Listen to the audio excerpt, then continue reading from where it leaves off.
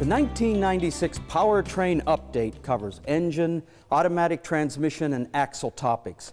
It helps ensure customer satisfaction by highlighting recent product developments and illustrating service procedures that'll help you arrive at the right diagnosis and make the required repair in an efficient manner. For a quick rundown of the topics in this video, in case there's one you'd especially like to see, check the sleeve that the tape came in. Listed on the sleeve are all the topics in the tape and the time code where each starts.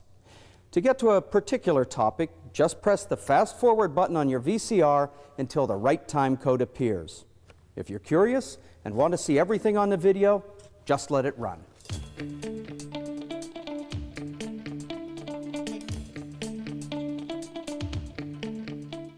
Some owners of Contour and Mystique vehicles equipped with the 2-liter Zetec or 2.5-liter Duratec engine have reported a concern that is related to the original design of the crankshaft damper assembly and accessory drive belt. When the vehicle is operated in wet driving conditions, the belt may slip when water is drawn into the grooves and forces the belt away from the damper. The symptoms associated with this condition may include loss of accessory functions, increased power steering effort, shortened belt life, or the battery light coming on. The solution to the concern went into effect as a running production change on late 1995 vehicles and continues for 1996. It involves the redesign of the crankshaft damper assembly and accessory drive belt profiles so there's greater clearance area between the belt's ribs and the damper's grooves. If you're servicing a 2-liter Zetec or 2.5-liter Duratec for symptoms like those I've described, the battery light coming on, extra power steering effort, shortened belt life, or a loss of accessory functions, and the vehicle's equipped with the original design damper and belt, replace both with the new versions.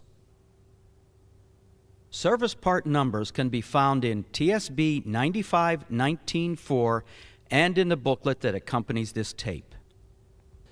The Contour Mystique 2-liter and 2.5-liter engines are equipped with a fully pressurized cooling system. This means that the coolant recovery reservoir, or degas bottle, is also pressurized. It's important to note that a loose cap on this bottle could contribute to an engine overheating condition. To prevent damage to the cooling system or the engine or injury to yourself, always observe the notes, cautions, and warnings in the vehicle service manual. Approach all cooling system concerns with care, especially when you're servicing a fully pressurized system like this. When servicing a 2-liter or a 2.5-liter engine for an overheating concern, start with a cold engine. Visually inspect the engine, radiator, and hose connections for any obvious coolant leaks. Remove any foreign material that may be preventing the cap on the coolant recovery reservoir from sealing properly. Then install and tighten the cap until it's snug when in the fully closed position. Also verify that the coolant is at the max mark. If it's below the min mark, add coolant until it reaches max. Next, cycle the coolant by starting the engine and bringing it to normal operating temperature.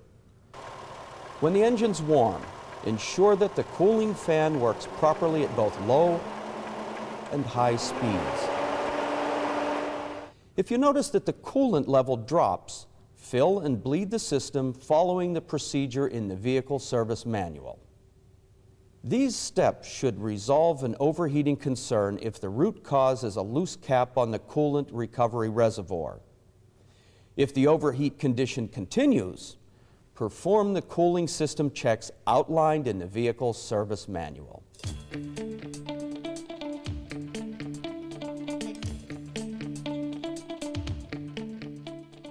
The camshaft position, or CMP sensor, on the 3-liter, 3.8-liter, 4-liter, 4.2-liter, and 5-liter engines is a Hall effect device that is installed on the synchronizer housing assembly.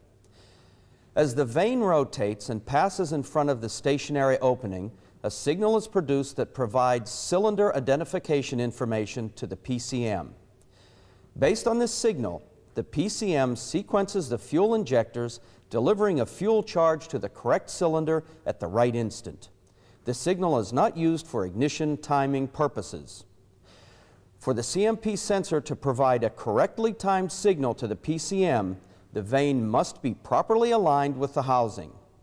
This is accomplished using the synchro positioning tool that is specified for the engine.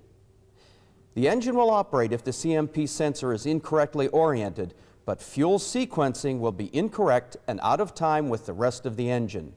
This may result in engine damage, and the customer may complain of engine stumble, tip-in hesitation, or poor idle quality when the engine is hot or cold. Diagnosing a drivability or engine performance concern caused by an incorrectly installed CMP sensor may be a difficult job for several reasons. The diagnostic procedures in the PCED manual may not lead you to suspect the CMP sensor, and it's unlikely that a visual inspection will indicate that the assembly is improperly installed. If you're servicing one of these engines for a tip-in hesitation concern, a stumble, or poor hot or cold idle quality, and you exhaust all other possible causes, the CMP sensor may be the root cause. For added assurance, try to learn if the engine's been serviced recently and if the CMP sensor or the synchronizer housing assembly was removed or replaced. If so, they may have been incorrectly reassembled. To correctly install the CMP sensor, rotate the engine to top dead center, remove the hold-down clamp that secures the synchronizer housing assembly to the front cover or block, depending on the engine. Remove the synchronizer housing assembly from the engine. Remove the screws that secure the CMP sensor to the synchronizer housing assembly and remove the sensor. Engage the housing vane in the slot in the synchro positioning tool. Then rotate the tool until the boss engages the notch in the housing. Be sure the tool is square and flush with the top surface of the housing before securing it in place with the 2 screws that secured the sensor. Next, check section 0301 in the vehicle service manual to determine the proper angle for the sensor's electrical connector. Then install the assembly as directed in the service manual with the synchro positioning tool still installed to maintain the required alignment of the vane and housing. The arrow on the tool should point in the direction indicated in the service manual. If you're unable to connect the harness to the sensor after reassembly, repeat the steps we've shown. This time, however, rotate the entire assembly until the correct connector angle is achieved. Be sure to leave the positioning tool attached to the synchronizer housing assembly until the hold-down screw is tightened. Then reinstall the sensor and tighten its retaining screws. Because the plastic positioning tools for past models and the metal positioning tools currently in use are so similar, they can be interchanged. To prevent mix-ups that may result in drivability concerns, don't trust to fit alone. Select the right positioning tool by part number. This information is provided in the booklet that accompanies this video.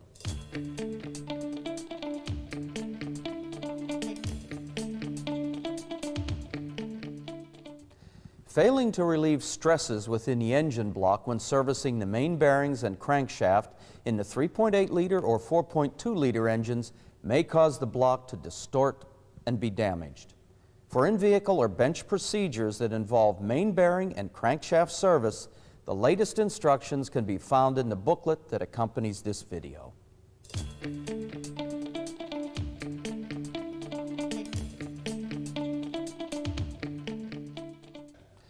Coolant loss with no external evidence of leakage is typically caused by sealing failures inside the engine. Since 1992, when improvements were made to the 4-liter engine's cylinder heads, internal leaks there seldom occur. The most likely cause of internal coolant leakage in the 4-liter engine is a failed intake manifold gasket or pitting damage to the water passages. When checking for pitting, you have to know what to look for. To assist you in this process, we've reprinted TSB 95910 in the booklet that accompanies this video. Refer to it when you're diagnosing this condition. It describes the symptoms to look for and the right repair. If pitting exists, coolant loss typically will begin to show up between 20,000 and 30,000 miles. A watchful customer may notice that the level in the coolant recovery bottle has dropped visibly. To diagnose the condition, run the engine at least 10 minutes or long enough to pressurize the cooling system for leak inspection. Then inspect the radiator, side tanks, coolant recovery bottle, hoses and connections, intake manifold, cylinder heads, and block for external leaks. If the cylinder heads have been removed for a prior repair, it is advisable to confirm that the proper procedure was used for torquing the head bolts. Internal coolant loss could be caused by low head bolt torque. If the cylinder head bolt torque is suspect, verify that the torque of the cylinder head bolts is a minimum of 80 Newton meters. If the head bolt torque is less than 80 Newton meters, the cylinder head gaskets and bolts must be replaced following the procedure in TSB 95910. If the cylinder head bolt torque is not suspect, remove and inspect the intake manifold and gasket. Using a soft, non-metallic scraper, remove all old gasket material and coolant residue. The use of power tools or any other abrasive material, like a sanding disc, will damage sealing surfaces. Then, inspect the manifold for pitting damage at the 4 water passages. We've learned that pitting typically is covered by a dark or black stain. This stain must be removed to reveal the pitting. This is done by using a soft, non-metallic or aluminum wire brush. If pitting is present, the intake manifold must be replaced. Before installing a new carrier-type gasket, remove all old sealant and gasket material from the intake, heads, and block. Check all sealing surfaces to make certain they are not damaged. And thoroughly clean all exposed sealing surfaces with metal surface cleaner F4TZ 19A536RA or denatured alcohol. With the surfaces clean, apply a peanut-sized amount of silicone gasket and sealant to the 4-cylinder head-to-block joints. Position the gaskets over the guide studs located in positions 3 and 4 and place the gasket into position in the valley. Apply a peanut-sized amount of silicone gasket and sealant on the top side of the gasket between the ridges to the 4 corners.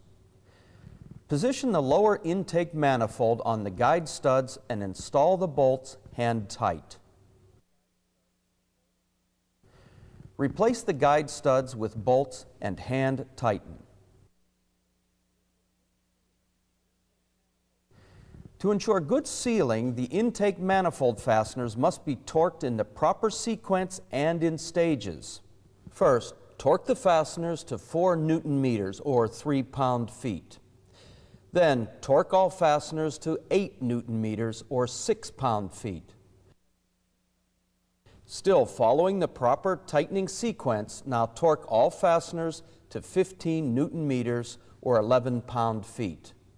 If the intake manifold being installed is a 1995 version, no additional torque is required. A 1995 manifold can be identified by the presence of a blue dot or by the size of the spot face areas for the intake manifold bolts. The spot faces on 1995 manifolds are approximately 24 millimeters across, while on prior models they're closer to 19.4 millimeters.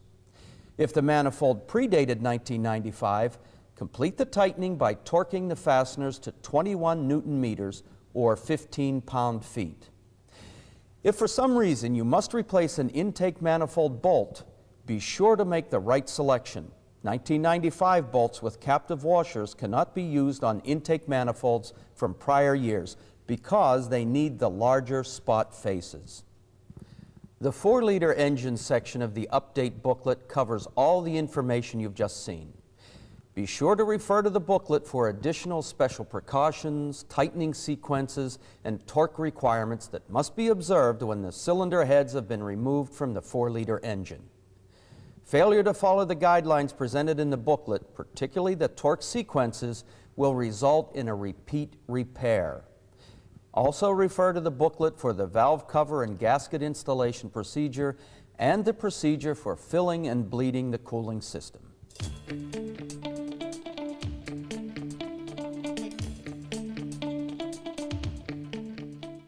A 4.6-liter 2-valve engine for F-150 series light truck applications is being built in Ford's Windsor, Ontario engine plant. Although it may share the same displacement as its cousin built at the Romeo engine plant, it is a new design that must be treated as such to prevent a mismatch of components during engine service. Some of the visible ways in which the Windsor engine differs from the Romeo engine are: a different oil pressure switch location, larger hex oil pan bolts, additional cam cover to cylinder head fasteners for improved sealing, cam covers that feature a unique fastener grommet and bolt pocket design, and larger front cover fasteners. Internal differences in the Windsor engine include high-strength cylinder block, main bearing cap and cylinder head materials, 8 bolts connecting the flex plate to the crankshaft, not 6. Larger main bearing caps held in place by dowels rather than jack screws. Slightly different baffles for the oil pan and oil pump pickup tube. Larger connecting rods. A floating piston pin with retainers instead of interference fit piston pins. Interference fit cam sprockets for lighter weight rather than a bolt and spacer system, and plastic rather than metal timing chain guides, also for lighter weight. Be sure to keep these visible and internal differences in mind when you're servicing a 4.6-liter 2-valve engine. To get the right service parts, pay special attention to the new part numbers. A 4.6-liter 2-valve engine will also be built for Crown Victoria. This engine will be offered in low volume for 1996 with less than 20,000 to be built. You'll be able to identify it by an engine build code label that indicates 6G926AA and by a VIN code designation of 6. Due to the late introduction of this engine, the 1996 Car Service Manual will not include service procedures for it. However, much of the information in the 1996 Light Truck Service Manual will apply to the Windsor-built 4.6-liter passenger car engine. A TSB will be issued to highlight the introduction of this new engine.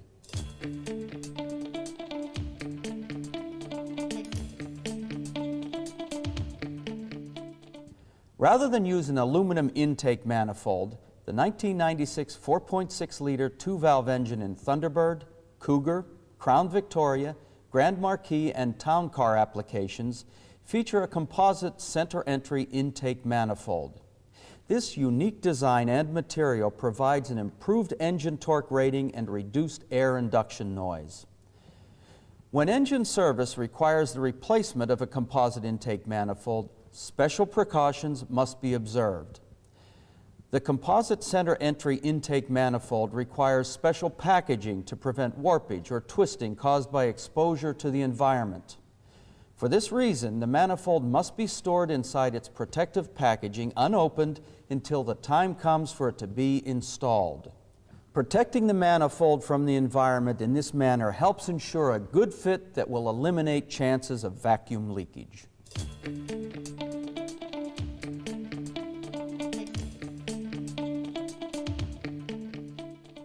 A new feature on all 4.6-liter engines for 1996 is a rear oil seal debris slinger. The purpose of the slinger is to prevent abrasive materials from damaging the rear oil seal. The rear oil seal debris slinger will not retrofit to prior model year engines, so be sure to obtain only the necessary parts to prevent a misbuild. When rear oil seal service is required, use the new tools designed especially for the job.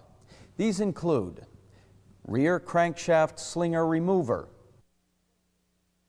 rear crankshaft seal replacer, rear crankshaft slinger replacer, rear crankshaft adapter, and the rear crankshaft seal remover. To remove the slinger, locate the 3 slots in the slinger face and pierce them with a sharp object. Insert the legs of the rear crankshaft slinger remover into the slots and rotate the remover to lock it onto the slinger. Install slide hammer T50T100A into the slinger remover and pull the slinger from the crankshaft. To remove the rear crankshaft seal, position the rear crankshaft seal remover on the end of the crankshaft. Rotate it clockwise to thread the remover into the seal lip until tight. Install slide hammer T50T100A into the seal remover and pull the seal from the crankshaft bore.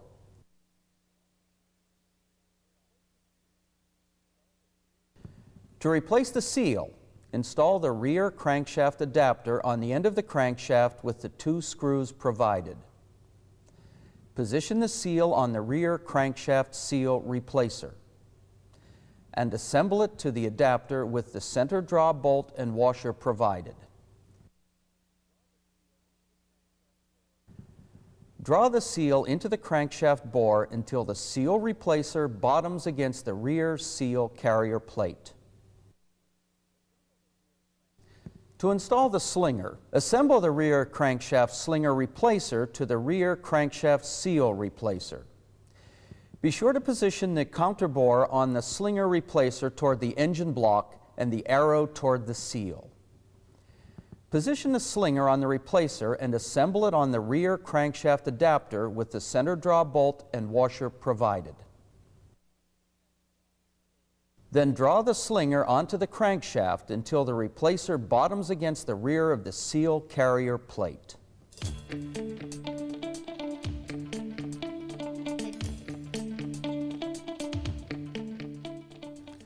A number of 4.9-liter engines built from October 1, 1994 through February 1, 1995 have experienced a failure of the valve stem seals on cylinders 5 and 6, resulting in oil fouling of the number 5 and 6 spark plugs.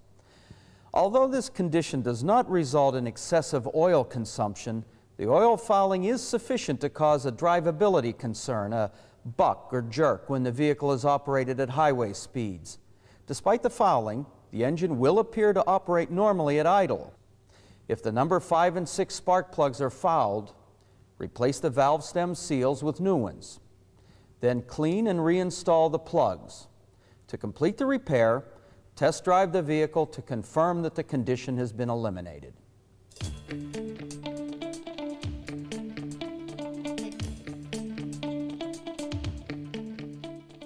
We have a number of subjects to discuss for the 5-liter Explorer engine, most of which are new features for 1996. First, the threads on the water pump hub and cooling fan clutch have changed. For 5-liter engines built before 1996, the water pump hub and cooling fan clutch had left-hand threads. However, for the 1996 5-liter Explorer, you'll find right-hand threads. It's important to pay attention to this change because the threads are fine and easily damaged or stripped. After carefully hand-starting the fan clutch on the water pump hub, continue tightening with the installation tools available from Ford. Use fan hub wrench T96T6312B on the pulley bolts to keep the pulley from turning. Place the fan clutch wrench T96T6312A over the fan nut. When the assembly is snug, use a torque wrench to bring the assembly to the torque that is specified in the vehicle service manual.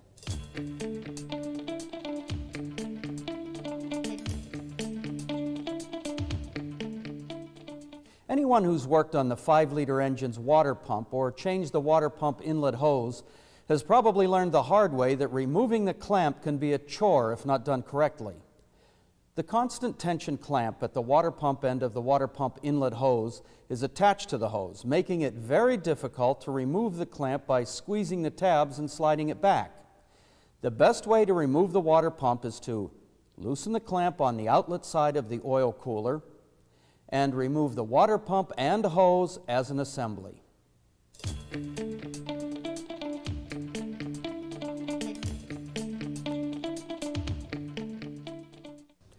The EGR spacer gasket on the upper intake manifold of the 1996 5-liter Explorer can be improperly installed, and that can lead to coolant leakage into the engine through the EGR passage.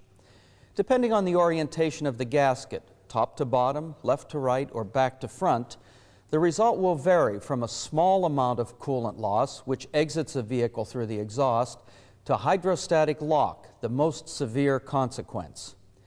Be sure to install the gasket as you see here, and as illustrated in your update booklet.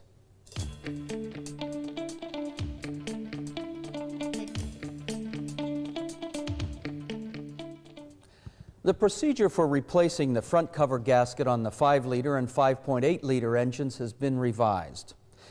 Now, when the front cover gasket is replaced, oil pan gasket removal is also required. In the earlier procedure, the section of oil pan gasket in front of the cylinder block was cut and removed. Although that procedure was appropriate for a cork oil pan gasket, it does not work for today's carrier-type gasket with its molded-in steel shim. When engine service requires the removal of the front cover, first remove the oil pan bolts, the pan, and the gasket. Then remove the engine front cover and water pump as an assembly. When you complete the repair and are ready to start installation, thoroughly remove all old gasket material and sealant using a soft scraper and clean all sealing surfaces with Ford Metal Surface Cleaner F4AZ19A536RA. Then position the new engine front cover gasket and install and tighten its fasteners according to the procedure and specifications in the appropriate service manual. Then install the new carrier-type oil pan gasket, even if the type you removed was made of cork. With the front cover and adjoining components installed, complete the repair by applying a bead of silicone gasket and sealant, F6AZ19562AA, to the 8 places indicated in the service manual. When you install the oil pan, be sure to tighten the fasteners to specification. By using the proper replacement gaskets and applying sealant only as shown, the potential for leakage and a repeat repair is virtually eliminated.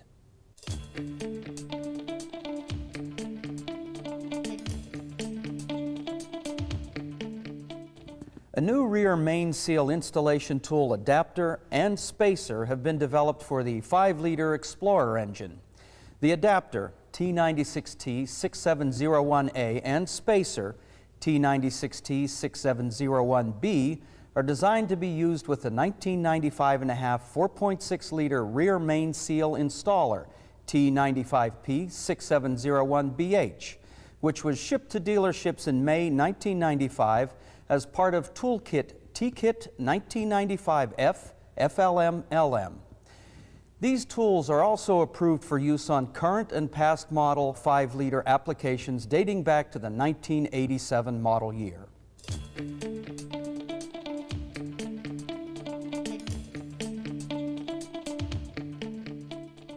The 1995.5 rear main seal removal tool designed for the 4.6-liter engine, part number T95P6701EH, is now recommended for use on the 2.5-liter Duratec engine.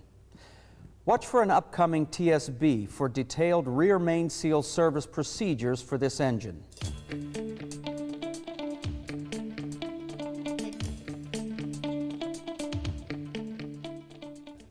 Before removing the rear main seal on 3-liter Duratec AX4N and AX4S applications, rear main seal removal tool T92C6700CH must be modified to prevent damage to the crankshaft. Instructions for modifying the tool can be found in the 1994.5 Essential Special Service Tool Instruction Manual and in the booklet that accompanies this video. Also, a thin 0.25 millimeter soft metal shim should be inserted between the seal lip and crankshaft surface prior to insertion of the removal tool to protect the crankshaft from scratches. Detailed service procedures may be found in the engine service section of the service manuals for these engine applications.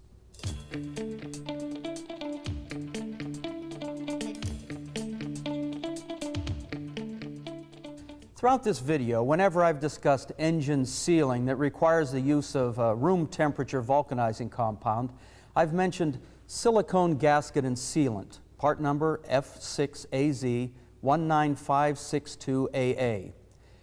This is a new fast curing form of RTV that is now available from Ford. In addition to replacing F1AZ19562A for such conventional applications as oil pan, rocker arm cover, and other sealing tasks, it can be used for a greater variety of applications.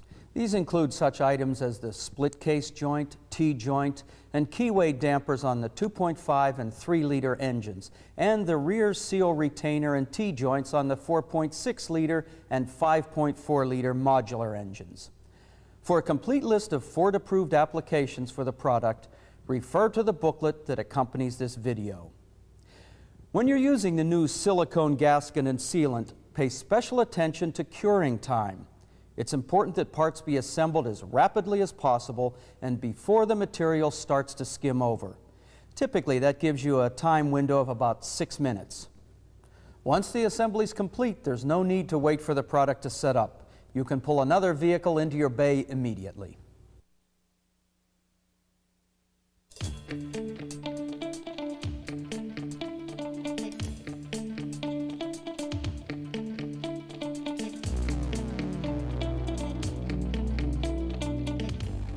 To prevent misdiagnosis and misbuilds when servicing any automatic transmission, pay close attention to part numbers, service publications, and TSB and OASIS information. In this section of the video, we will look at the 1995 running changes and 1996 enhancements to the E4OD. These changes affect both its operation and how it's serviced. A number of changes have been made to improve the shift feel and reverse engagement. These changes, which were effective Job 1, 1996, include rerouted valve body circuits in both the main control and accumulator body, a new separator plate and gaskets to mate with the new main controls, the use of aluminum valves for all but the manual valve to reduce leakage, the use of groove direct clutch friction plates, an upgraded reverse clutch piston, seals, return spring, and wave spring. A reduction in the number of feed holes in the direct clutch cylinder intermediate brake drum from 2 to 1 was a running change for 95 and is carried over into 1996. And calibration changes in the powertrain control module. Watch for an upcoming TSB for information on servicing prior model year transmissions. Additional changes to the E4OD are these. For the 7.5-liter Super Duty and all diesel applications, the aluminum overdrive carrier has been replaced with a cast iron version that better handles the torque spikes from their high compression engines. This 1995 running change continues for 1996. Also for diesel applications, the torque converter assembly includes a multi-plate clutch that better handles the additional torque capacity of the direct injection turbo, or DIT diesel.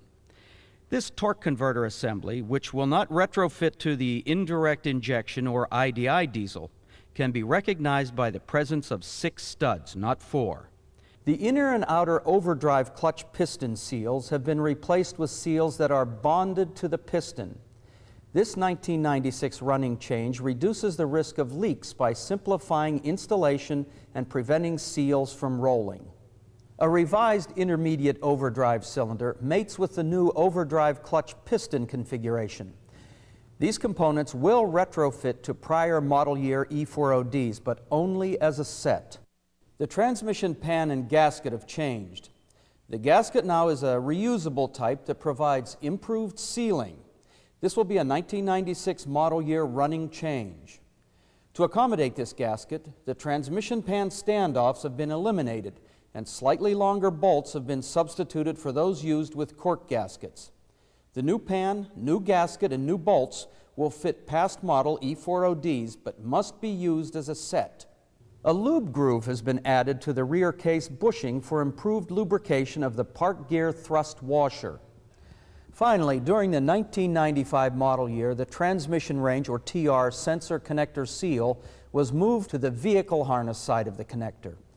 This new sensor and connector are available as a kit to service past model transmissions. Both the vehicle harness connector and the TR sensor must be changed for past model service. Always double check the sensor connector and seal to make sure they engage properly and without damage.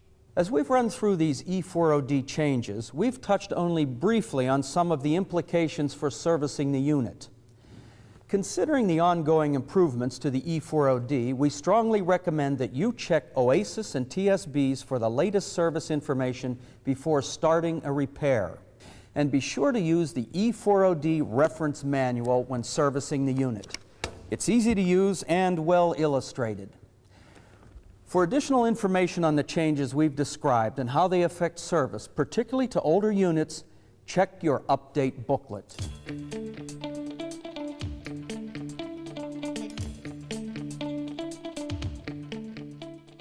To keep pace with the engineering and calibration changes to Ford's automatic transmissions, the transmission tester has also been updated. The most recent change occurred in mid-1995 when the TR sensor E-cable was shipped to dealerships.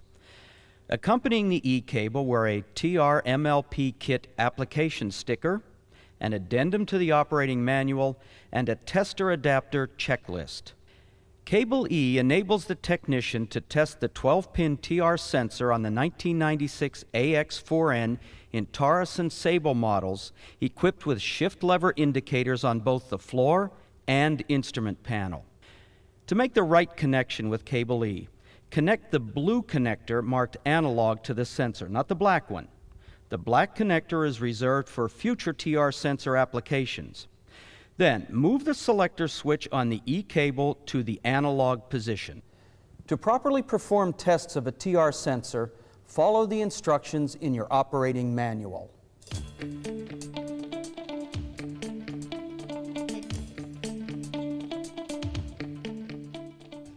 Here's a fresh idea that'll save time. It's the Rotunda 2000 Plus automatic transmission fluid changer. This breakthrough in automatic transmission service provides, for the first time, a cost-effective, easy-to-use, clean, and fast way to replace a vehicle's automatic transmission fluid. You don't even have to tie up a lift. Changing the transmission fluid typically means dropping the pan and draining the fluid that collects there. This is a messy process, an invitation to a future leakage concern, and it could leave more than half of the used fluid still in the transmission if not changed properly. The Rotunda 2000 Plus automatic transmission fluid changer replaces nearly 100% of the ATF, including the fluid in the torque converter.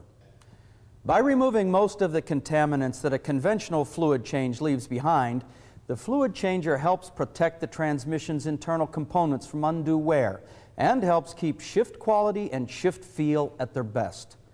With the Rotunda 2000 Plus automatic transmission fluid changer, specially designed adapters are used to connect the machine to the transmission cooler line fittings. Then, with the fluid changer's reservoir filled with clean ATF and the vehicle's engine running, the new fluid is pumped into the transmission as the old fluid is pumped out. You can see this change take place through the sight glasses on the front of the machine. When the colors of the fluid in the sight glasses match, the job is done. A complete fluid replacement usually takes about 20 minutes from the time the vehicle pulls in until it's ready to be driven away. You might ask, shouldn't I change the filter too? Not always. Unless there are signs of physical damage or severe duty, you should follow the replacement schedule as outlined in the service manual. We've learned that when the ATF is replaced at the intervals recommended for the vehicle, the filter retains much of its ability to remove contaminants. The Rotunda 2000 Plus automatic transmission fluid changer is available now from Ford Customer Service Division. It deserves a closer look because it promises to radically improve the way automatic transmission preventive maintenance is performed.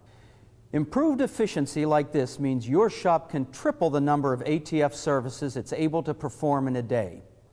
That can translate not only into increased profits, but to improved customer satisfaction as well.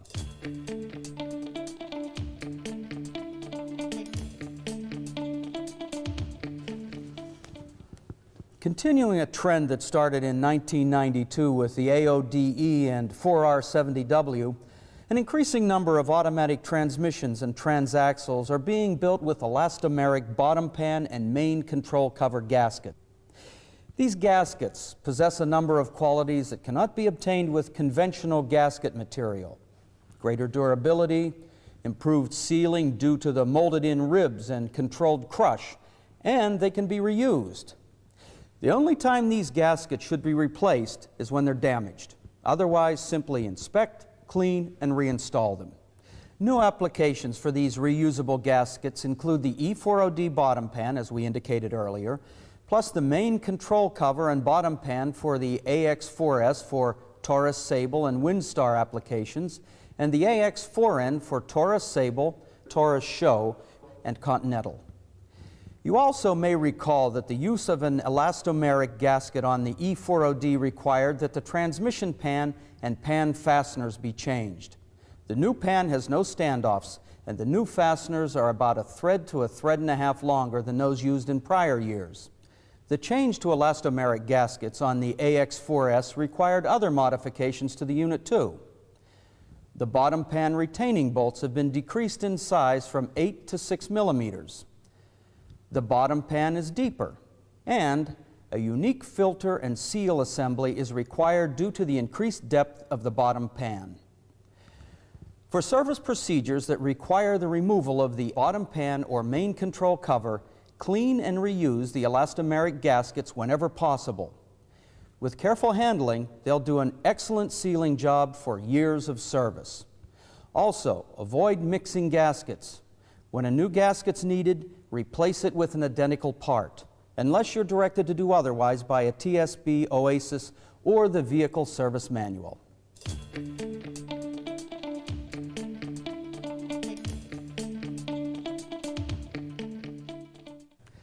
The AX4N automatic transaxle in 1994 and 1995 3-liter Taurus and Sable vehicles, and in the 1995 Continental, employs a select-fit beveled retaining ring to secure the rear planet support. When the transaxle is serviced, the technician may find that the original retaining ring is either equipped with notches or is not. To help prevent damage to the unit when it's serviced, only notched rear planet support beveled retaining rings are being supplied as service parts.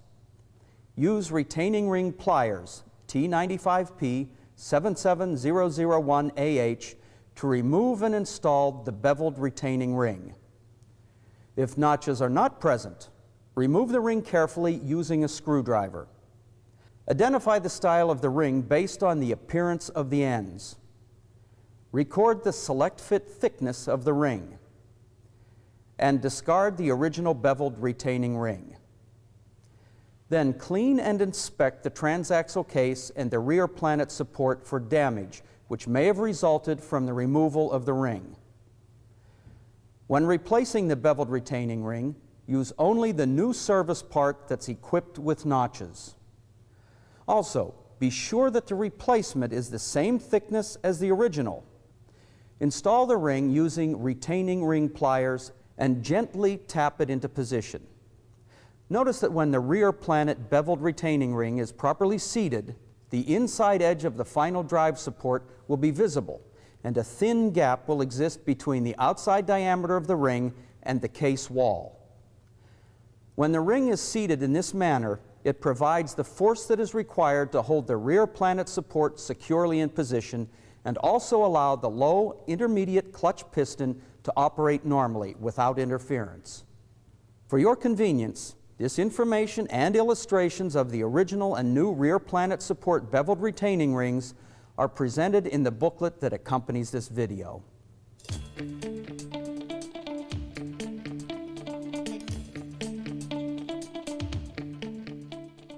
Beginning in May of 1995, all AX4S and AX4N transaxles are being built with a Grob-type spline in the drive joint between the overdrive drum assembly and the front sun and shell assembly. This Grob-type spline replaces the castellated lug drive joint that was present in earlier AXOD, AXODE, and AX4S non-show transaxles. Although AX4N transaxles built before May of 1995 contained a Grob-type spline, the new design is slightly different than the original, so old and new parts will not interchange. Castellated service parts are available for AXOD, AXODE, and AX4S transaxles originally equipped with them and should be used as long as supplies are available. When it becomes necessary to substitute Grob-type components for their castellated counterparts, care must be exercised to replace the correct combination of parts. For the 1986 through 1995 Taurus Sable, the 1995 Windstar, and the 1988 through 1994 Continental, all of which are equipped with the AXOD, AXODE, or AX4S transaxles, replace only the defective part if you're using castellated design components. However, if you're using the new Grob-type components, replace as a set the overdrive drum assembly, the front sun and shell assembly, and the direct one-way clutch inner race and plate when any one of the components is determined to be defective. These Grob-type parts are available in past model service set F5DZ 7L669B for AXOD, AXODE, and AX4S transaxles, except Taurus Show. As was noted earlier, the new Grob-type spline joint also replaces the original Grob-type spline in some AX4S and all AX4N applications. So, if you're servicing a 93 through 95 3.2-liter Taurus Show with the AX4S transaxle, or a 94 or 95 3-liter Taurus Sable, or 95 Continental equipped with an AX4N transaxle, replace the overdrive drum assembly, the front sun and shell assembly, and the direct one-way clutch inner race and plate as a set when any one of these parts requires replacement. In addition, install a new large chamfer direct clutch pressure plate in the direct clutch with the large inner diameter chamfer facing the direct one-way clutch plate to ensure proper clearance. All three mating parts and the direct clutch pressure plate with the large chamfer are available as past model service set F5DZ 7L669C for AX4S Taurus Show and all AX4N transaxles.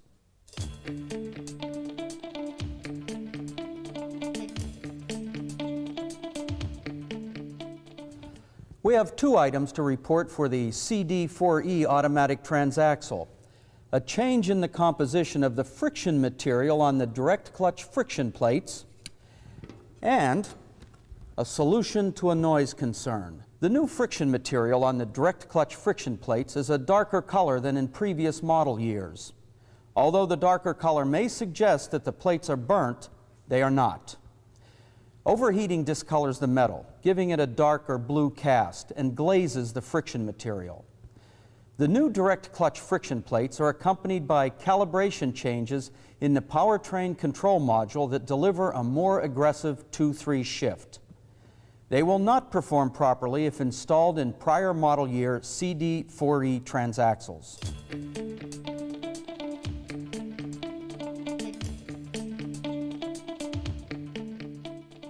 The design of 3 lube circuit orifices and early CD4E control valve body separator plates may produce a whistling sound.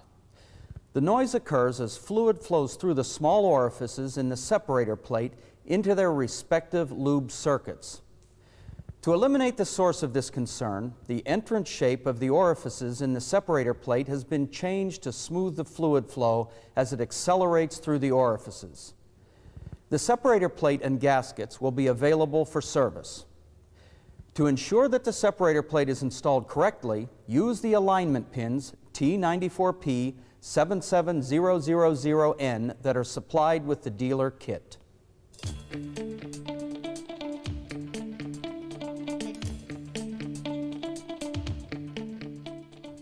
If you replace a torque converter assembly on an AXOD, AXODE, AX4N, or AX4S automatic transaxle, you may notice that the torque converter identification code on the replacement converter is different than the code on the original. This numbering change occurred on March 1, 1995 due to a new manufacturing process for balancing the internal components of the converter. The new process for balancing converter components has no effect on the way the converter functions. For your convenience, a complete list of the affected transaxles, their applications, and the old and new torque converter identification codes are provided in the program booklet.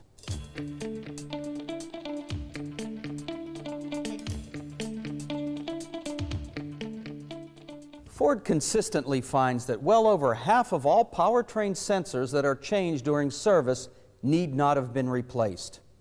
To help answer questions you may have about the transmission range sensor, we'll spend the next few minutes explaining how it works. We'll then present the correct procedure for diagnosing concerns which may or may not be related to the TR sensor. To wrap up, we'll show how to adjust the sensor. The TR sensor performs a variety of jobs and is an integral part of several circuits. When the shift lever is placed in park or neutral positions, contacts inside the sensor make connections that complete the circuit from the ignition switch to the starter motor solenoid. When the lever is moved to the reverse position, other contacts in the sensor complete the backup lamp circuit. The TR sensor also controls power to other accessories which require operation in park or neutral.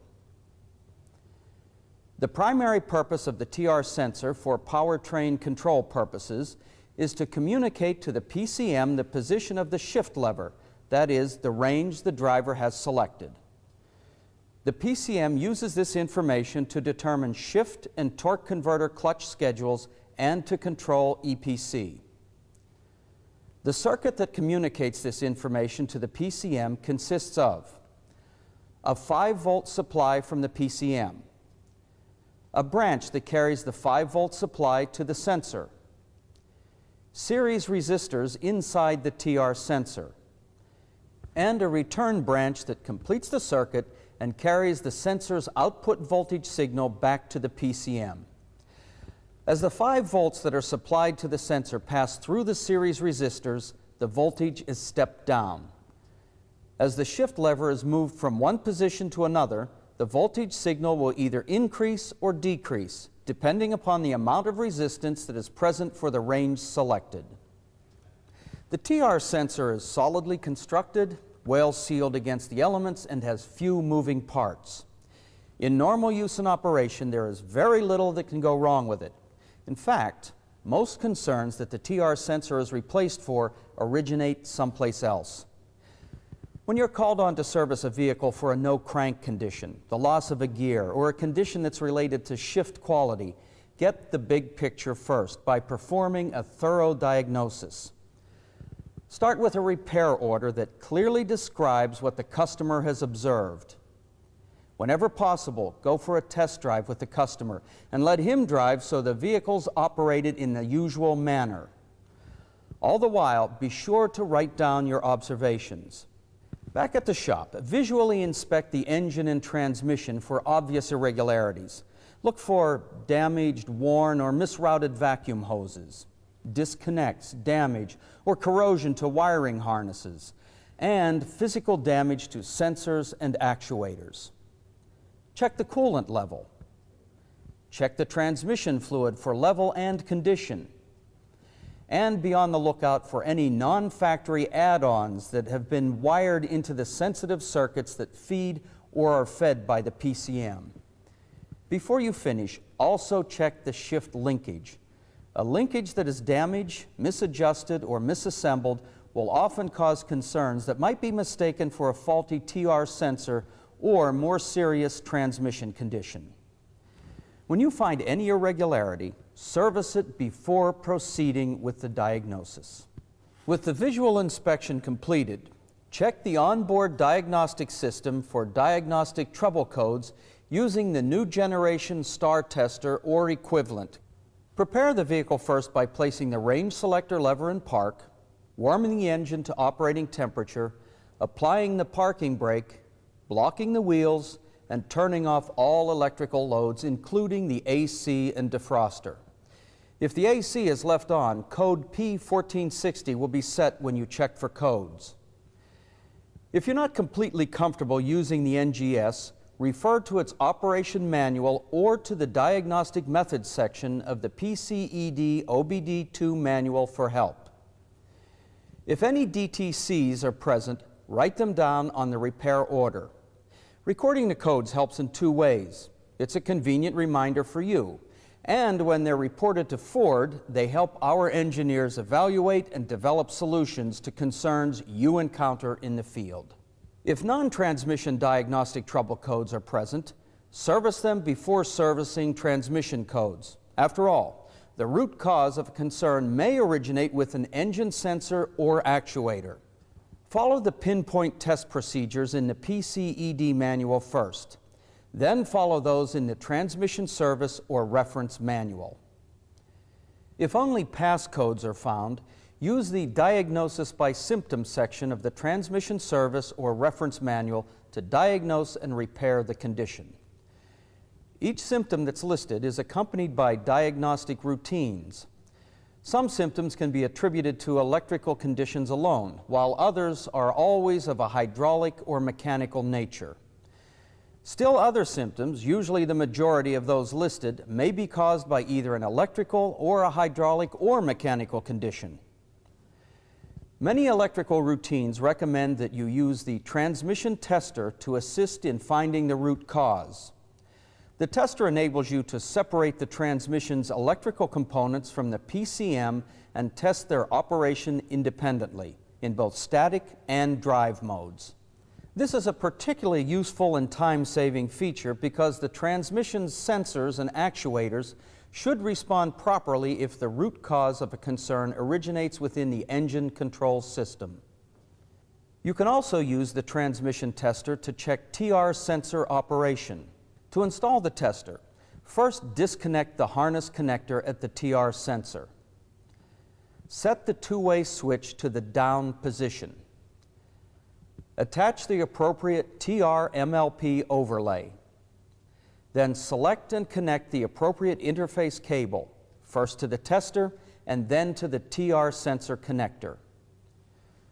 Turn the large dial to the TR MLP sensor test setting and plug the tester power cable into the cigar lighter socket. All lights should light for a moment and then turn off as the tester performs an internal circuit check. To perform resistance checks, set an ohm meter to the 20,000 ohm scale. Connect the ohm meter's negative lead to the signal return jack. Connect the ohm meter's positive lead to the TR jack. Move the shift lever to every gear position and record the resistance reading that's displayed on the ohm meter. Then check the resistance values you obtained with those listed on the overlay or pinpoint test.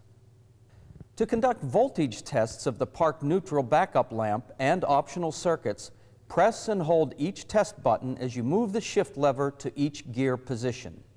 If the LED for a gear fails to light red, or if it lights for a position other than the gear selected, verify the shift linkage and TR sensor adjustment, then retest. Only if the retest fails should you replace the sensor. When you've finished testing, remove the tester and clear codes. When you're diagnosing a transmission or other powertrain concern, it's important to remember that the presence of a diagnostic trouble code in nearly all cases indicates that the PCM, as it monitors sensor input, has detected an irregularity. The sensor itself may not be at fault. So, changing a sensor based on a DTC alone without a complete diagnosis may be a waste of time and result in repeat repair. A TR sensor that's connected to a damaged harness is likely to send faulty signals to the PCM. The same is true if the linkage is out of adjustment, or if the connector isn't locked and the pins become corroded, or if internal transmission components are damaged. All these conditions interfere with the ability of the TR sensor to send a good, clean signal. If you conclude as a result of the diagnosis that TR sensor output is incorrect, but all other systems are okay, replace the sensor. However, if diagnosis indicates that the sensor should be adjusted, remove the nut that secures the manual control lever to the sensor. Turn the manual control lever to the neutral position. Loosen the two TR sensor retaining bolts. Align the TR sensor slots using the Transmission Range Sensor Alignment Tool T92P70010AH or equivalent. After tightening the retaining bolts to the specified torque, install the nut that retains the manual control lever to the TR sensor. Tighten it to the specification listed in the appropriate service or reference manual. By the way, the TR sensor is often adjusted for shift concerns when it need not be. Since the PCM pads inside the sensor are very wide when compared to the park and neutral start pads, the sensor would have to be grossly misadjusted to provide an incorrect signal to the PCM. In fact, a large misadjustment would prevent a vehicle from cranking in most cases.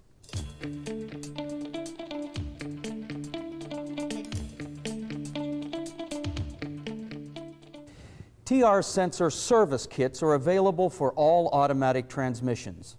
Each kit contains the appropriate TR sensor, a connector assembly, a red pin separator if required, rubber grommets, spacers, and an instruction sheet. Here are a few key points to remember when making the switch from the old sensor to the new one. Always unplug the harness connector from the sensor by squeezing the tab or tabs and pulling gently on the harness. Prying on the tab with a screwdriver will damage the harness connector. If the connector needs to be replaced, work one terminal at a time to prevent wires from being inserted in the wrong locations. And make sure that each assembly is properly seated in the new connector. This is indicated when you hear and feel the terminal snap in place. Also, be sure the correct grommets used. There must be no openings present which might permit contamination to enter the connector.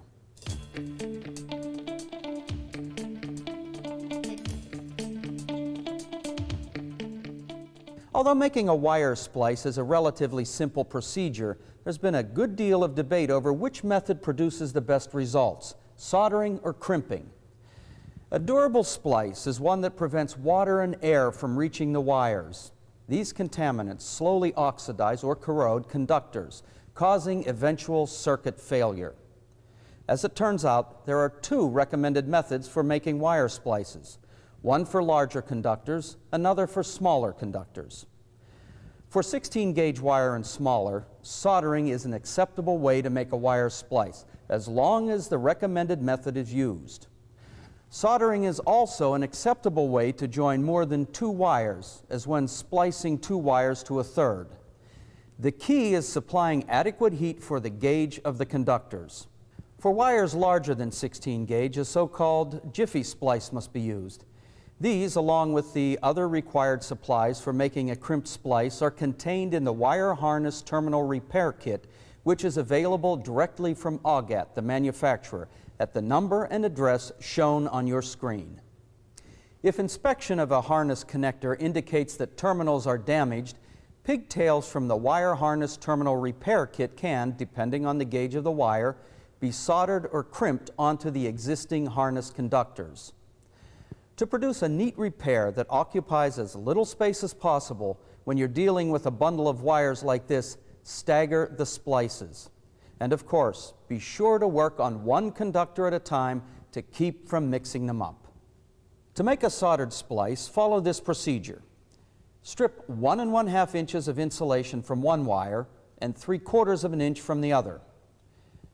Place a length of dual wall shrink tubing over one of the exposed wires and slide it out of the way.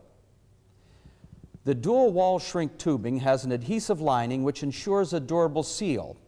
It is available from Augat or from Motorcraft. Twist the stripped wires together. Then use a rosin core, mildly activated, or RMA solder to secure the wires. Never use acid core solder because it's corrosive and eventually will cause the splice to fail. Now, form the soldered joint into the proper shape for sealing. And reposition the shrink tubing over the splice. Using a heat gun, never a flame or a hairdryer, evenly heat the entire length of the shrink tubing until the hot wax starts to flow out both ends, indicating that the shrink tubing has been heated long enough. A butane-fueled portable heat gun, as shown, will be available in the near future. Using the recommended splicing method for the gauge of wire being joined will produce a durable splice that is resistant to contamination and oxidation. Instructions for the use of the wire harness terminal repair kit, including the soldered splice procedure, are provided in the Augat kit.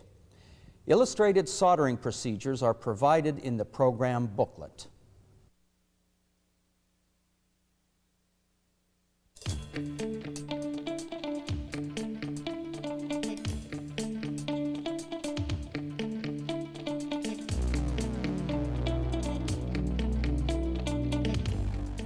Ford designed traction lock differentials in 1989 through 1996 vehicles equipped with 7.5-inch and 8.8-inch ring gear rear axles may chatter during tight turns or during turns after extended periods of highway driving. The slip-stick condition that causes the chatter can be felt or heard. Vehicles which may be affected by this condition include the Lincoln Town Car and Lincoln Limo, Crown Victoria Grand Marquis, Mustang, Thunderbird Cougar, Aerostar, Bronco, Explorer, Ranger, and E150 and F-150 truck applications. When a customer describes a concern that may be chatter, road test the vehicle. If the road test confirms that the concern is chatter, install new clutch packs with improved friction material to eliminate the condition. Refer to the appropriate vehicle service manual while performing the procedure and to the upcoming TSB. After placing the transmission in neutral, raising the vehicle on a hoist, and removing the rear wheels and tires, remove the rear axle cover and thoroughly drain the differential carrier of all lubricant. Wipe the gears with a clean cloth and inspect them for damage. Remove the differential pinion shaft lock bolt, and then remove the differential pinion shaft. Now, push the axle shafts inboard and remove the U-washers from the ends. Be careful not to lose the rubber O-ring that's located in the groove under each U-washer. The O-rings hold the U-washers in position when the axle shafts are pushed inboard, as shown here. When you remove the axle shafts from the rear axle housings, support each shaft to prevent damage to the inner wheel bearing oil seals. If you're replacing the rear axle traction lock differential clutch packs on Thunderbird Cougar independent rear suspension vehicles, remove the half shafts and differential carrier assembly as described in Section 5 of the Vehicle Service Manual. Using a suitable drift, drive the differential clutch spring halfway out of the differential case.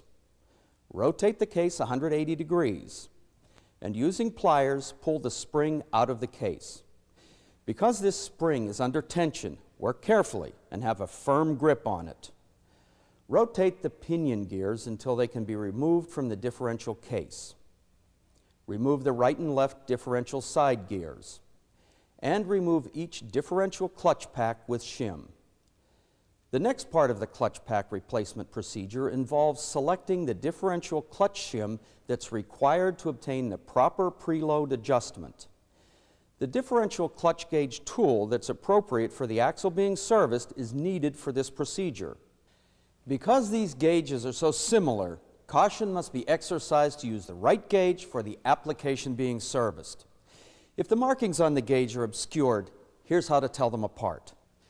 Gauge T80P 4946A for 1980 through 1982 8.5-inch ring gear axle car and truck applications, and 1983 through current 8.8-inch car and compact truck applications is 1.25 inches long.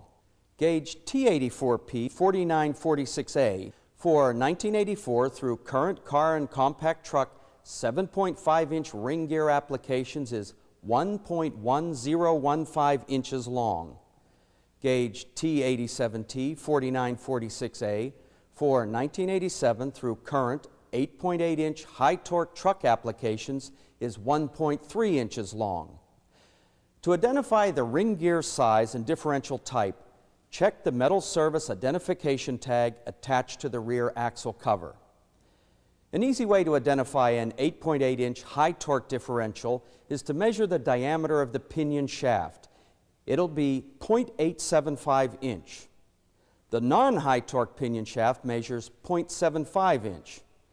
To prevent a repeat repair and protect the new clutch pack friction plates from damage, soak them in additive friction modifier C8AZ 19B546A, Ford specification EST M2C118A for at least 15 minutes before assembly.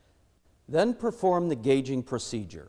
Place the base of the traction lock clutch gauge in a vise.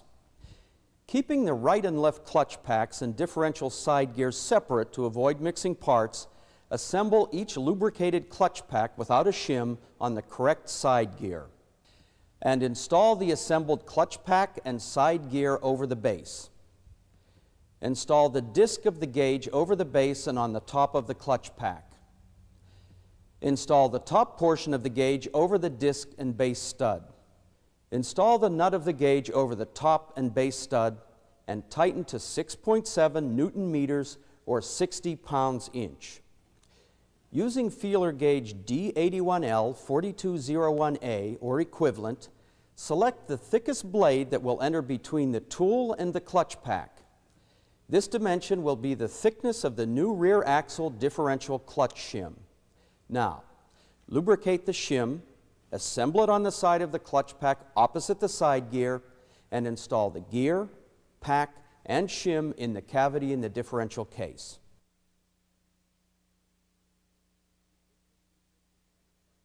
Repeat this procedure for the other side too. Place the differential pinion gears and differential thrust washers 180 degrees apart on the side gears, and rotate the pinion gears until they align with the pinion shaft hole. Then, hold the differential clutch preload spring up to the differential case window and, using a soft-faced hammer, drive it into position. Next, install the axle shafts. To prevent damage to the axle shaft seals that may result in a leakage concern, do not allow the axle shafts to hang in the axle tubes. Install the U-washers and pull the axle shafts outward to their normal operating position. Now install the pinion shaft. If a new pinion shaft lock bolt, D8BZ 4241B, is available, install it. If it is not available, coat the threads of the existing lock bolt with Loctite 242 thread lock compound. Install the lock bolt and tighten it to 20 to 41 Newton meters or 15 to 30 pound-feet. Thoroughly clean all old liquid gasket material from the cover and carrier pan face before installing new liquid gasket on the cover. If the cover is made from SMC, sheet molded compound plastic, replace it. Plastic rear axle covers must not be reused. Fill the axle assembly to the specified level with XY 80W90 QL rear axle lubricant, Ford specification WSP M2C197A, plus 4 ounces of additive friction modifier. 1993 and 1994 Lightning and 4:10:1 ratio differentials require synthetic lubricant F1TZ 19580B, Ford specification WSL M2C192A plus 4 ounces of friction modifier. 1996 Explorer vehicles with 5-liter engines and 1997 F-150 vehicles with 4.2 and 4.6-liter engines and 8.8-inch traction lock differentials require synthetic lubricant F1TZ 19580B plus 4 ounces of friction modifier. After filling is complete, install the brake drums or rotors, calipers, and brake sensors. Then install the wheels and tires. Tighten the lug nuts to specification, lower the vehicle, and road test it.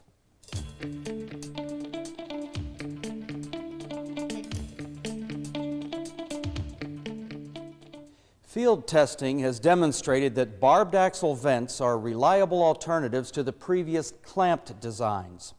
There are 3 types of barbed axle vents you should be aware of. Part number E9SW4338AA is present on all Thunderbird and Cougar vehicles and on the Mark 8. Part number F5AW4338AA is used on Explorer, Ranger, Crown Victoria, and Grand Marquis, and on the Lincoln and Lincoln Limo. Part number F4TA4338AA is present on all E150 applications and on all Bronco and F-Series 4x2 and 4x4 vehicles. Refer to the program booklet for a complete list of rear axle vent configurations.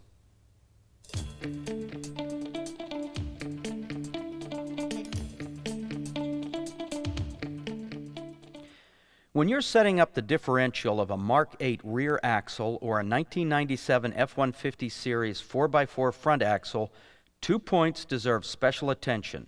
First, be sure your bearing preload and backlash measurements are accurate.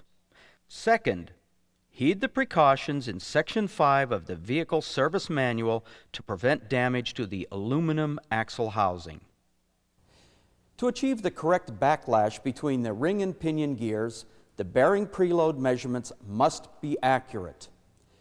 If the ring gear bolts contact the axle housing, you could obtain a reading that's off by as much as 10 to 15 thousandths of an inch. Here's how to obtain an accurate reading. Before installing the differential case and master bearings in the axle housing, remove 3 adjacent ring gear bolts. Then install the differential case with the bolt holes down and opposite the inner surface of the axle housing. With the ring gear in this position, the risk of the bolt heads interfering with the carrier housing is eliminated.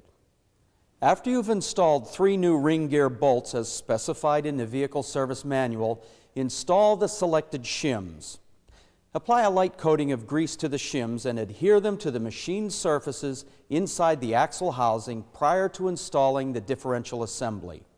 Shims must never be driven into an aluminum axle housing because the hard steel shim will act like a chisel and damage the softer machined aluminum surfaces.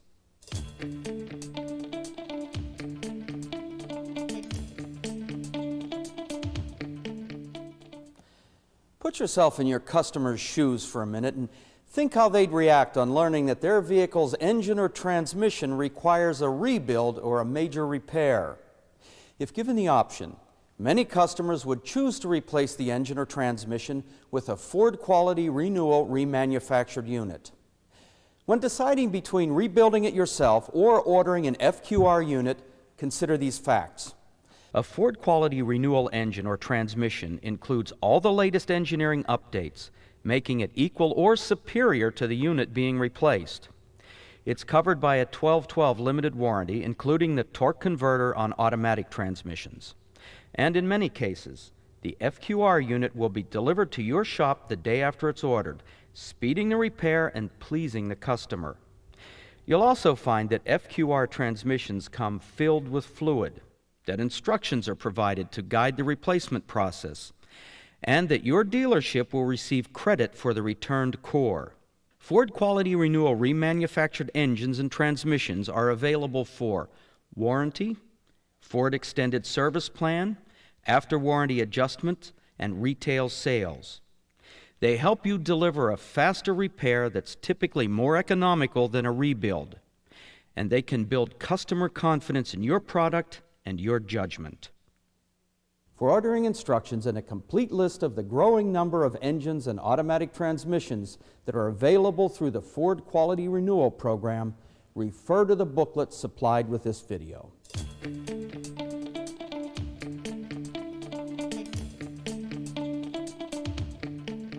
Although an OBD2 onboard diagnostic system is similar to an OBD1 system, especially in terms of hardware, the instructions and information that are contained in the PCM are greater in number and more complex. Due to its added complexity, an OBD2 system requires a more structured approach to diagnosis than was used with an OBD1 system. In this segment, we'll describe how an OBD2 system works, define several terms which provide the foundation for an accurate diagnosis and repair, and observe a technician as he diagnoses a condition that's caused the PCM to light the check engine or service engine soon lamp. The purpose of an OBD2 system is to ensure that a vehicle's emissions control systems function properly and efficiently. To accomplish this task, the onboard diagnostic system uses a simple strategy. The PCM monitors input signals from powertrain sensors and periodically tests actuators. The PCM then evaluates the inputs it receives from sensors to determine if they are consistent with acceptable values and determines if actuators respond correctly when commanded to do so. If the PCM detects a fault, it sets a diagnostic trouble code, a DTC, in its memory. If the fault is detected the next time the vehicle's operated, the PCM illuminates the check engine or service engine soon lamp to signal the customer that service is required to keep the vehicle in compliance with OBD2 requirements. The diagnostic strategies that the PCM uses to evaluate a vehicle's emissions control systems are called OBD2 monitors. Each monitor is a set of instructions contained within the PCM that tell it how to test a particular emissions control system. These self-test strategies include the exhaust gas recirculation system monitor, the heated oxygen sensor monitor, the catalyst efficiency monitor, the misfire detection monitor, the fuel system monitor, the secondary air injection system monitor, the evaporative emission system monitor, and the comprehensive component monitor, the monitor that tests all other systems which might adversely affect emissions if faulty. Additional information about these monitors is provided in Section 1 of the PCED Manual OBD2 Supplement. The PCED Manual defines three terms that are fundamental to OBD2 diagnosis: drive cycle, trip, and OBD2 drive cycle. A drive cycle is defined as a specific manner of driving a vehicle that causes a monitor test to occur. For instance, to initiate the heated oxygen sensor monitor test, you'd have to start the engine and bring it to a normal operating temperature, idle the engine for 45 seconds, accelerate to 45 miles per hour at 1/4 throttle, drive with a steady throttle at a speed of 30 to 40 miles per hour for 1 minute, and then, without going to wide open throttle, drive between 20 and 45 miles per hour for another 4 minutes. After diagnostic trouble codes are cleared from the PCM's memory on completion of a repair, as directed by the PCED manual, a drive cycle is performed so the PCM can test the affected monitor and, if necessary, reset continuous memory codes. The presence or absence of codes after the drive cycle will indicate whether or not the repair succeeded in eliminating the root cause of a concern. If a test drive fails to meet the drive cycle requirements for a given monitor, the self-test will not take place and there will be no way of immediately knowing if the repair was successful. A trip is a set of conditions under which the engine is running and the vehicle is driven in such a manner that all OBD2 components and monitors, except for the catalyst efficiency monitor, are tested at least one time by the onboard diagnostic system. The only difference between the OBD2 drive cycle and a trip is that the OBD2 drive cycle also tests catalyst efficiency. Remember, a drive cycle initiates one monitor. A trip initiates all monitors except for the catalytic converters. An OBD2 drive cycle initiates all monitors, including the catalytic converters. By the way, if you see DTC P1000 when you retrieve continuous codes, don't be concerned. This code merely indicates that the vehicle has not been operated long enough and under the proper conditions to complete all the OBD2 monitors. It does not indicate that a fault is present. Although you may see the words check engine or service engine soon on an instrument panel, the generic term that covers both is malfunction indicator lamp, or MIL. When the MIL is on or flashes after engine start, it indicates that a diagnostic trouble code has been set in the PCM's memory. If the MIL had been on but was later turned off by the PCM, the fault was not detected during 3 consecutive drive cycles. If a fault fails to reappear for 40 consecutive warm-up cycles after a code is stored, the associated code or codes will be erased from memory. If the root cause of a MIL-on condition still exists after codes have been cleared, the PCM will set a continuous memory code when the monitor's requirements are met. However, the PCM will only light the MIL if the same fault is detected during the next drive cycle, except for Type A misfire, which can set the MIL immediately.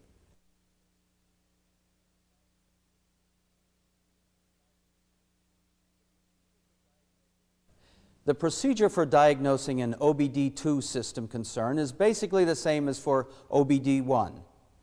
Understand and verify the concern. Perform an audio, visual, and manual inspection. Perform normal maintenance as required. Check for TSBs or OASIS messages related to the concern. Localize the concern to the vehicle subsystem causing the symptom using the symptom flow charts in Section 4 of the PCED manual. Isolate the root cause by performing the pinpoint tests or, when appropriate, the intermittent fault diagnostic procedures in the PCED manual or other service manual. Repair the root cause. Erase diagnostic trouble codes and reset Keep Alive memory as instructed. And verify that the vehicle is operating properly and that the original concern is eliminated. In the example that follows, we'll observe a technician as he performs each of these steps.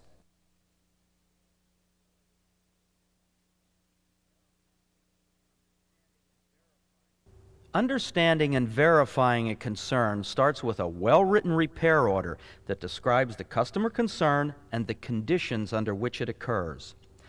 A useful tool for helping the customer organize and record his perceptions is the Customer Information Worksheet that's provided in the PCED manual.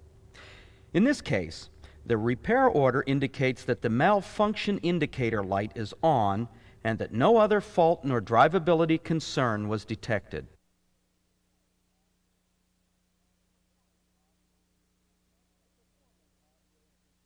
To perform an audio, visual, and manual inspection of the vehicle, start by carefully listening to the vehicle to detect any unusual noise which may give a clue to the root cause of the concern. Also, visually check powertrain components for obvious faults, like we did in the earlier segment on the TR sensor. Manually check vacuum hoses for pinches, damage, and wear. Check the condition and routing of electrical harnesses. Make sure grounds are tight and free from rust or other contamination. And look for non-factory add-ons like CB radios, phones, alarm systems, or remote starters which might have been incorrectly installed. Check critical harness connectors too, and make it a practice to check fluid levels and condition.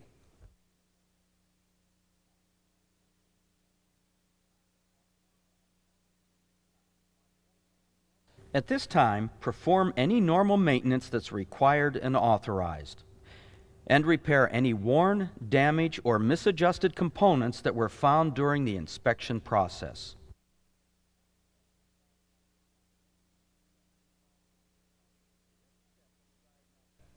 The next step in the diagnostic process is to obtain any additional information on the symptoms you've been able to verify.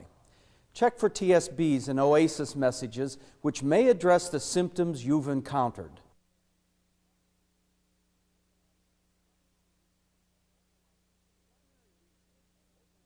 The primary resource for localizing the concern is the PCED manual.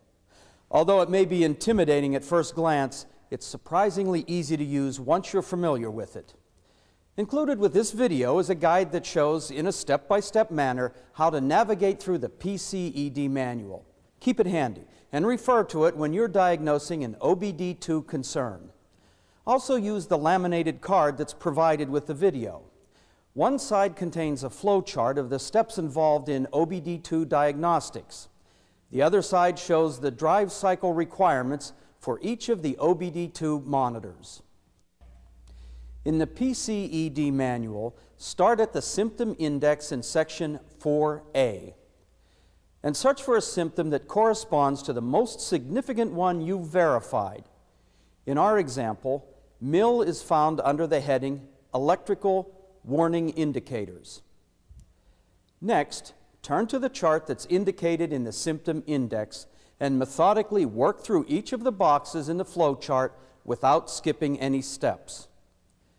As you read through each question, answer yes or no as appropriate and move on to the next.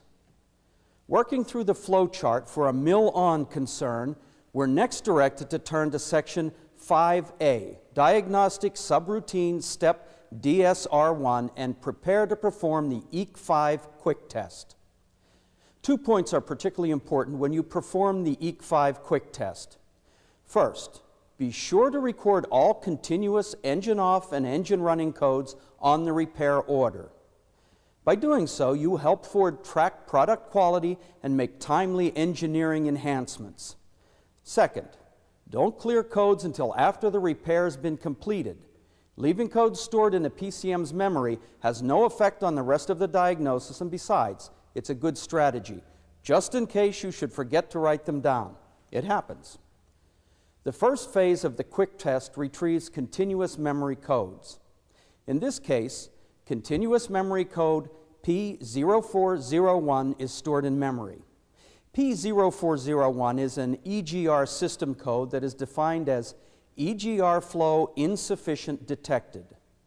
Depending on the model year and calibration, DTC P1407 EGR no flow detected might be found instead of P0401. Regardless of which appears, these codes are diagnosed in about the same manner. We're next instructed to perform step DSR3 of the diagnostic subroutines, the key-on, engine-off self-test. Because the KO-EO self-test did not generate a DTC, we're instructed to run the key-on engine running self-test to determine if any faults are present with the engine running. This time we might see that a DTC P1408 is set. This code, EGR flow out of self-test range, is similar in meaning to code P0401. It also indicates that the PCM was unable to detect the EGR flow that was commanded. The DTCs we've seen thus far, the continuous memory code P0401 and the key-on engine running self-test code P1408, further verify the concern and enable us to localize it to the EGR system. Let's take a moment to see how this critical emissions control system works so we can relate it to the diagnosis we're performing.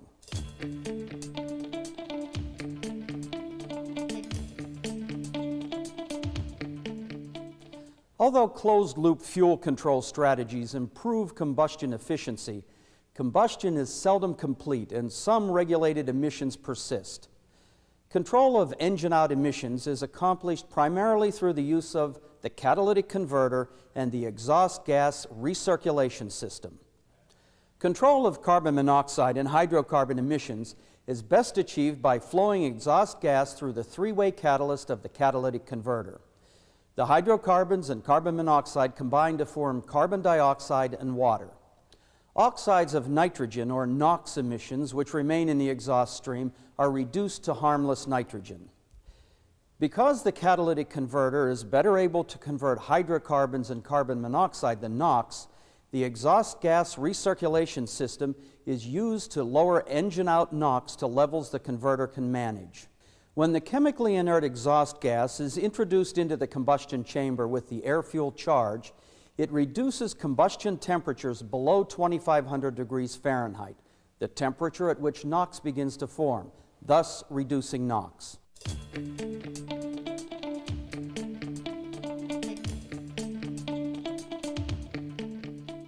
The EGR system consists of these components: the PCM, whose role it is to command the EGR system to recirculate an amount of exhaust gas that corresponds to engine operating conditions and monitor system operation for the presence of any faults. An electronic vacuum regulator, or EVR, that responds to signals from the PCM to its solenoid by opening or closing a vacuum path to the EGR valve. A vacuum-controlled EGR valve that permits exhaust gas to be recirculated from the exhaust manifold to the intake manifold. A differential pressure feedback electronic, or DPFE, sensor that responds to pressure changes at an orifice in the EGR metering tube. The EGR metering orifice is mounted inside the EGR tube. As exhaust gas flows through the tube toward the induction system, it passes through the metering orifice, resulting in a pressure drop. The pressures on the upstream and on the downstream sides of the metering orifice are transmitted to the DPFE sensor by hoses. The larger hose connects the tube on the upstream side of the metering orifice to the high signal pressure pickup on the DPFE sensor. The smaller hose connects the tube on the downstream side of the metering orifice to the sensor's reference signal pressure pickup. Failure to connect the hoses to the right ports will cause a false signal to the PCM.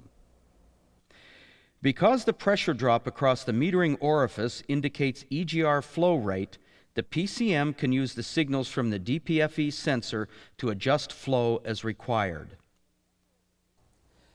When a number of enabling conditions are met, the PCM commands the EVR solenoid to open the vacuum pathway between the manifold and the EGR valve. The vacuum that is applied to the EGR valve causes the pintle valve in its base to open and allow exhaust gas to flow into the intake manifold. The quantity of exhaust gas that is recirculated is determined from a lookup table in the PCM's memory. The table can be visualized as a grid, with engine speed, RPM, along one axis and load along the other. At low RPM and low load, EGR would interfere with the combustion process and might result in rough engine operation at idle. As RPM and load increase, however, the engine becomes more tolerant of EGR. At wide open throttle, EGR is turned off.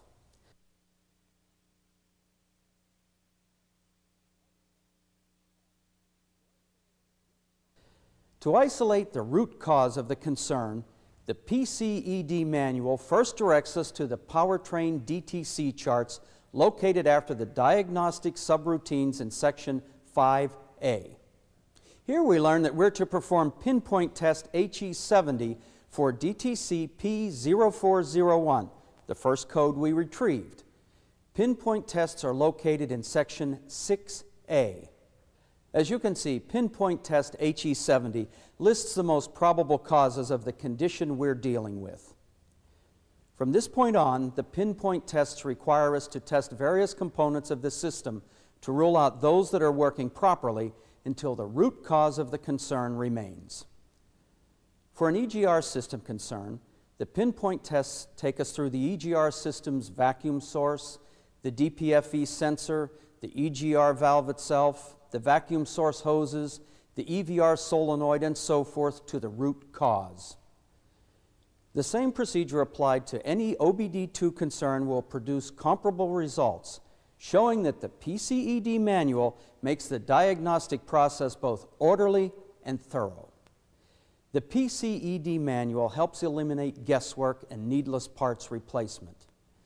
It requires us to systematically evaluate an emission system before swapping a part or attempting a repair that might have worked for someone else or on a different application. Knowing your product and using your manual make for a successful repair.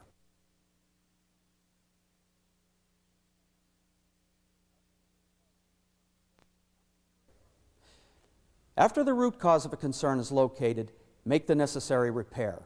Then, and only then, perform a PCM reset to clear the codes. After clearing codes, verify the repair. Because demands on your time often make it impractical to drive the entire OBD2 drive cycle, drive at least the portion that's required to test the EGR system, or whatever system you happen to be servicing. This information is available in the PCED manual and on the card supplied with this video. As was indicated earlier, when you perform the drive cycle, you enable the PCM to evaluate the operation of an emission system, and if the root cause is still present, reset a diagnostic trouble code. Because 2 trips with the same fault present typically are required to illuminate the mill, don't trust the mill alone as a sign that the repair was successful. Always retrieve continuous codes after your road test to see if any were set. That's the truest and best indicator of a successful repair. To review or learn more about the many topics we've covered in this 96 Powertrain update, use the companion booklet. Take it to work. Put it in your toolbox. Use it when you need it.